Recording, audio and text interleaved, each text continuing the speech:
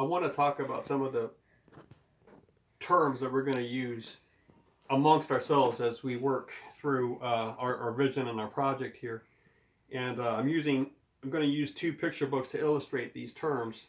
Some of these terms are in current use already, and others are just terms I'm going to use in a specific way in our work. So it's good for you to know them. So let's go ahead and get started. I just have two picture books here. This one does not have a dust jacket. This one does. And we're not going to worry about dust jackets for what we do. But we will fiddle with ideas about the covers. So we're going to go ahead and call this the front cover. This is the back cover. This is your spine. And then the spine has a foot and a head. Okay, and this is the edge of the book. The finger edge or the edge. All right, so front cover. Now, as soon as you open the book, you have a sheet of paper that is being used to hide the actual makings of the book. Now, this book in particular has a deep gutter, and we'll have to pay attention to that when we're drawing spreads, but you see how the book goes into the spine. That's not always the case with hardback books that aren't picture books, and then with paperback books that are picture books. But anyway, here, this type of material is called an end page, and it's usually going to be thicker than the pages used for the story, for the actual text block. So we have end pages here, and you always have an end page pasted to the inside of the covers. So this we'll call the front end page number 1. This is front end page number 2. And this will be front end page number 3. All right. And the thing about the end pages is you can't really see it here, but I think you can see it in this one. We won't spend a lot of time looking at this book, but you see how it's really one piece. It's one piece. Whoops. Let's see what we have here. No, these are all sunk into the gutters, but the end page itself is one large ledger-sized piece of paper. And it's a sheet. Now a sheet is the actual paper itself. So if you were to rip it out of the book, you would rip out a sheet. Now every sheet is going to have one side on the front, one side on the back. So these are your pages, 2 pages per sheet in this case. So that's why we'll go ahead and call this an end page. Front end page 1, front end page 2, because it's in the front end page 3. Now, whenever you have a page that faces you on your right, and then you can turn it over and see what's on the back, then there are other ways to describe this.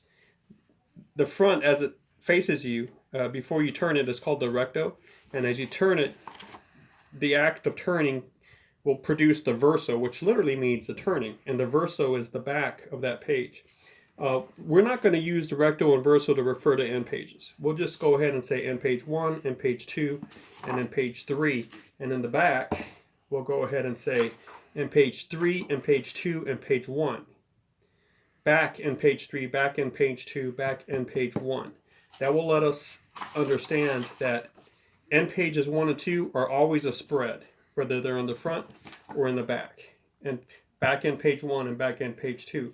Now a spread is the space you get when you let the book lie open and you're using both pages to cover one picture.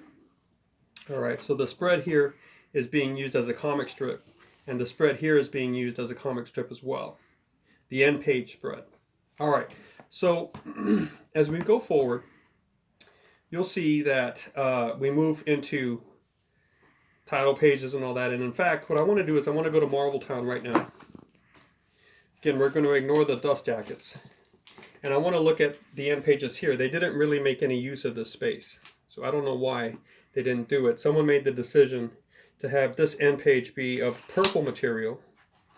And perhaps the ink doesn't hold well, although I think you could get creative with black ink still. But there was a decision just to leave the spread empty. So front end page 1, front end page 2, front end page 3.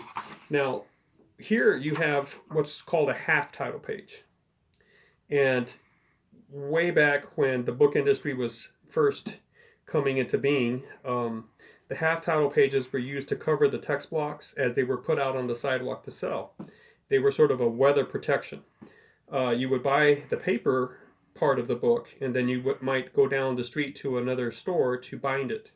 So the binding would often come separately. And so the half title page is a carryover from that. And usually you have something in the front, a small version of the title, maybe the whole title, whatever. And that's half title page recto, or we'll just call it the half title page. And then as you turn it, this is your half title page verso. And in this case, it's left blank. Now, we are going to be including the half title page in our terminology. Now, what's next is the full title page. And here you get the whole title, the author, and some publication information, sometimes a picture, especially with picture books. And then as you turn it, you usually get the rest of the publication information. So this is your full title page, and this is the full title page verso. And here you can see the rest of the copyright information. Now, sometimes in other books, you'll get another paper stuck in between the full title page verso and the story block. Now, in this case, the story just begins. So whenever the story actually begins to its end, for our purposes, we're going to go ahead and call that the story, the narrative, or the story block. Okay? And here we don't have an example of this, but for our terminology, we are going to have a term called a front tip-in. Okay? Now technically a tip-in is a page that the press would literally tip into the storyline or the narrative if there was a mistake somewhere and they had to cut out a page, or if they had to put in certain pictures with a different type of page quality, they would tip it in. So you'd get the tip, you'd bring it in there with some glue, and you would insert it into the book before it went to trimming, which would produce the nice smooth edges with the knife blade. But for our purposes, okay, and this is where I kind of deviate from traditional book terminology. Anything after the full title page verso, the back of the full title page, and the story block would be tip-in material. Okay, so we'll call that the front tip-in material. And these picture books don't usually do this, but as you get into more complicated readers, you might have the table of contents, things like that. Technically, that would, some publishers would just say, hey, that's the table of contents section, but we're going to call it a tip-in. So anything between the full title page verso and the first page of the story is a tip-in. Now, our first pages of the stories will always be on our right, and they'll be numbered with an odd number. And so our stories will always start with page number 1, which would allow us to refer to odd pages as rectos and even numbered pages as versos. But we might not even actually include page numbers, as you can see that this book does not. So after the full title page verso and any tip-in that might be there, in this case no tip-ins, the story begins. So you get the story block, and you go all the way to the end of the story. That's your end story. And then you might have pages that are left over here for various reasons. Sometimes they're blank, sometimes they have other material on them. But if they're not technically part of the storyline, we're going to call those back tip-in pages. So back tip-in, and then as you turn it over, back tip-in verso. If we have another one, we'll be back tip-in number 2, and it'll go like that. You'll get the hang of it. But here you can see that we have end pages now. So this is back end page 3. It goes in reverse now as we refer to the end pages. Back end page 2, back end page 1. Okay. Now let's see what this one does. You got your cover, front cover, back end page 1, front end page 1, front end page 2. You can see they're using the spread. This is your front end page 3. They left it blank. Now here they skipped the half title page. They went right to the full title page. And as you turn it over, they didn't even put the copyright information there. They just gave us the beginning of the story. So their story actually starts on the verso of the full title page. All right. And that's somewhat unusual, but the thing about picture books is that once you learn a basic format, you're going to find so many variations to it that learning the basic format is really just an in-house thing, right? It helps us communicate with each other as we try to design these. So this is the story block. They went right to the story. Let's see what they did toward the end. This is the end of the story, right? And back over here, you have the copyright information with a little visual gag left in. And then you have back end page 3, back end page 2, back end page 1. And here they give you the spread again. So you're going to find a lot of variation. And we'll just go ahead and run with that. But again, for our purposes, and we're using some of these terms, you know, idiosyncratically, but they're useful the way we're going to use them.